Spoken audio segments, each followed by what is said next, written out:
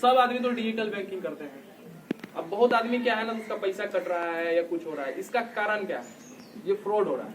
ये फ्रॉड का कारण है, आप लोग क्या करते हैं, कोई भी लिंक आता है या कोई योजना के नाम से आपको कॉल आता है, कॉल आएगा कि हम राशन कार्ड डिपार्टमेंट से बोल रहे हैं, आपका राशन कार्ड ब्लॉक होने वाला है, फिर आपको नहीं मिलेगा, एक OTP जा रहा है, वो हमको दे दीजिए, आपका चालू कर देते हैं। इस टाइप से आपको फोन आएगा। या कोई और भी चीज कॉल करके बोल सकता है, बैंक के द्वारा बोलेगा कि आपका ATM कार्ड आ गया है, अगर आप अपना ATM कार्ड रिसीव करना चाहते हैं तो OTP दीजिए। कोई भी संस्था के नाम पे भी, कोई भी संस्था हो गया, कोई भी बैंक हो गया, मतलब उसको इतना फुर्सत नहीं है कि वो आपको कॉल करके आपसे OTP लेकर के आपका काम करे जी। तो सीधी सी बात ये है कि हम लोग को किसी को भी OTP नहीं देना। अगर हम भी किसी से OTP मांगते हैं तो मत दीजिए। OTP देना या कोई लिंक पे क्लिक करना, या आजकल जो है ना सबसे बड़ा फ्रॉड हो रहा है APK फाइल। एक फाइल आएगा वो PDF टाइप का आपके मोबाइल पे, वो लगेगा कि ये तो PDF है, उसको खोलेंगे तो क्या ही हो जाएगा, लेकिन वो रहता है एक्चुअल में ऐप। आप उस पर जैसे क्लिक कीजिएगा आपके मोबाइल में वो डाउनलोड हो जाएगा और स्क्रीन पे नहीं दिखेगा। अभी क्या है ना कि हम लोग मोबाइल यूज कर रहे हैं तो सब ऐप देखिएगा आपके ऊपर में ही, स्क्रीन के ऊपर में ही दिखेगा, लेकिन वो फाइल ऐसा होता है वो अंदर ही रहता है, वो आपके स्क्रीन पे नहीं दिखेगा। आपको लगेगा नहीं मेरे में तो कोई फाइल डाउनलोड नहीं हुआ, कोई भी APK नहीं डाउनलोड हुआ, लेकिन वो एक्चुअल में डाउनलोड रहता है, वो आपके फाइल में एक जगह सेपरेट रहता है। और वो इस टाइप से डिजाइन करता है वो लोग कि आपको दिखेगा भी नहीं। आप फाइल में भी जाइएगा ना तो सबसे ऊपर में वही रहेगा, वही फाइल रहेगा, ना उसमें नाम दिखेगा ना उसका लोगो, पूरा व्हाइट रहता है। तो मोबाइल का डिस्प्ले और उसका दोनों का मैच हो जाता है, आपको पता नहीं चलेगा। क्या होता है, ब्राइटनेस कम करके उसको देखिएगा तो पता चलेगा कि वो ऐप फालतू का मेरे में आ गया है। वो बैठ करके वो अपना काम कर रहा है।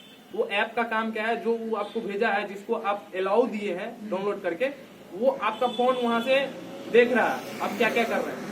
आपके मोबाइल में OTP आएगा, उसको पता चल जाएगा, कुछ भी करेगा तो उसमें ऑटोमेटिक ट्रांसफर हो जाएगा। इस टाइप से जो है ना अभी बहुत ज्यादा ही फ्रॉड हो रहा है, आप लोग के बैंक से पैसा कट जाता है।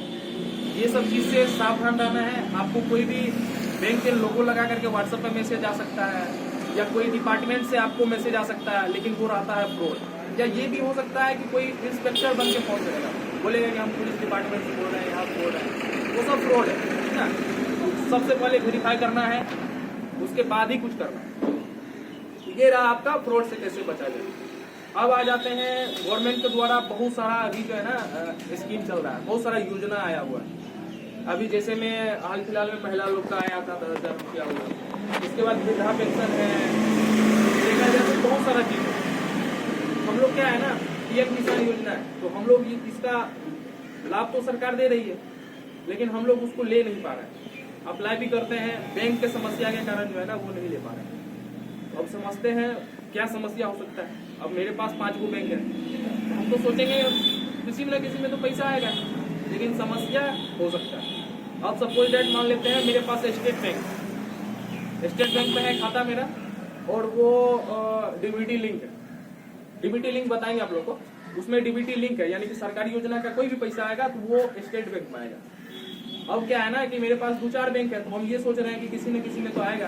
अब स्टेट बैंक में KYC लगा हुआ है, या कोई चीज गवर्नमेंट से फंसा हुआ है, या कुछ लगा हुआ है, ब्लॉक है मेरा बैंक। अब तो पैसा नहीं आएगा ना, वहां से सरकार पैसा भेजेंगे बट मेरे खाता में आएगा नहीं। फर्स्ट कारण ये हो सकता है। इसका उपाय यही है कि आप टाइम टू टाइम जाइए, बैंक जाइए। आपका कोई भी बैंक है, जैसे कि किसी का स्टेट है, किसी का सेंट्रल है, बैंक जाइए, वहां जाकर के चेक करवाइए आपका KYC तो नहीं लगा हुआ, अकाउंट बिल्कुल चालू तो है। उसको एक ट्रांजेक्शन करके या आपको उसमें डाल करके चेक करवा लीजिए, और अकाउंट आपका बिल्कुल सही है तो DBT भी एक बार देख लीजिए है या नहीं। सबसे पहला कारण तो KYC हो सकता है, जो आपका पैसा नहीं आता।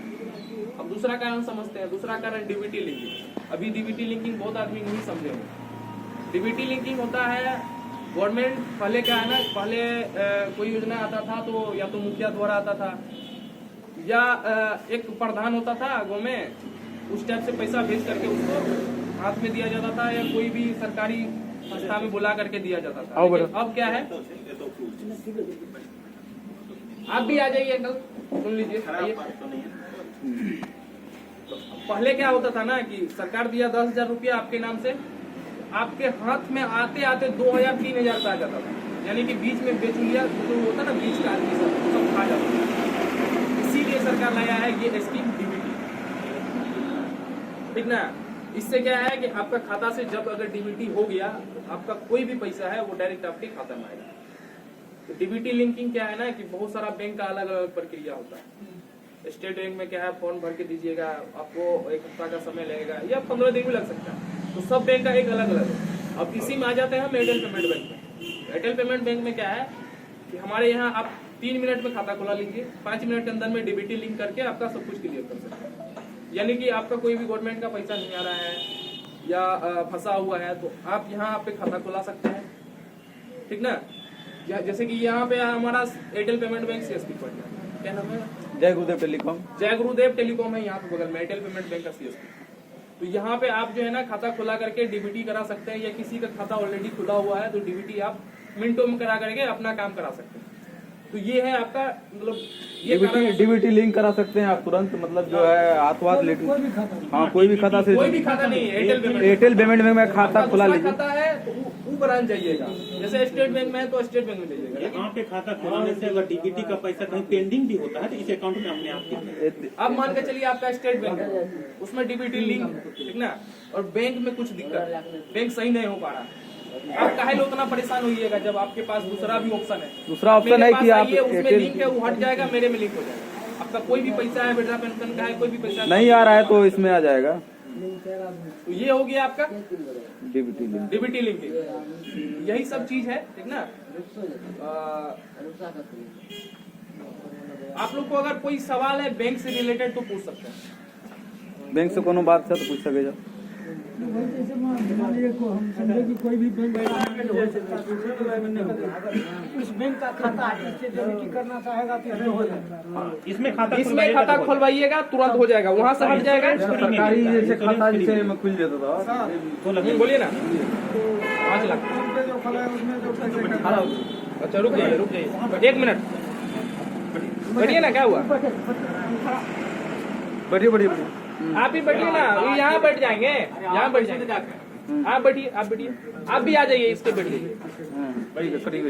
देखिए एयरटेल पेमेंट बैंक के बारे में अंकल बैठिए ना, बता रहे हैं। अब आप जैसे कि समझना चाहे कि बैंक में क्या क्या फैसिलिटी है, कैसे खुलता है, क्या प्रोसेस है। अभी हम समझते हैं एयरटेल पेमेंट बैंक में मात्र 2 से 3 मिनट में खाता खुल जाएगा आपका। 199 रुपया अकाउंट फैसिलिटी चार्ज है, यानी कि अकाउंट का चार्ज करता है, वो आपसे एक्स्ट्रा नहीं ले रहा। जो कटेगा क्या क्या आपको मिलेगा, आप देखिए। सबसे पहले तो 5 लाख का आपका फ्री दुर्घटना बीमा हो जाता है। अगर वो कस्टमर का डेथ होता है एक्सीडेंटल तरीका से या कोई दुर्घटना में मृत्यु होता है तो उसका नॉमिनी को 5 लाख रुपया तक मिलता है। उसके बाद उसको 20 रुपया प्रति मंथ हम लोग कैशबैक के रूप में रिटर्न करते हैं। अकाउंट में आता है डायरेक्ट, डायरेक्ट अकाउंट में। जी।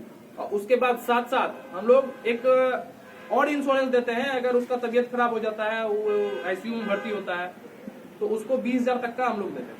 20,000 तक का कंपनी आपको इलाज के लिए यानी कि 199 रुपया में मल्टीपल चीज दे रहे हैं, बंडल में 3-4 चीज दे देते हैं। मतलब 200 रुपया में आप अकाउंट खुलाते हैं तो इतना आपको बेनिफिट है। 200 रुपया में खुलाने के बाद आपको बेनिफिट है। डीबीटी लिंक भी आपका तुरंत हो जाएगा।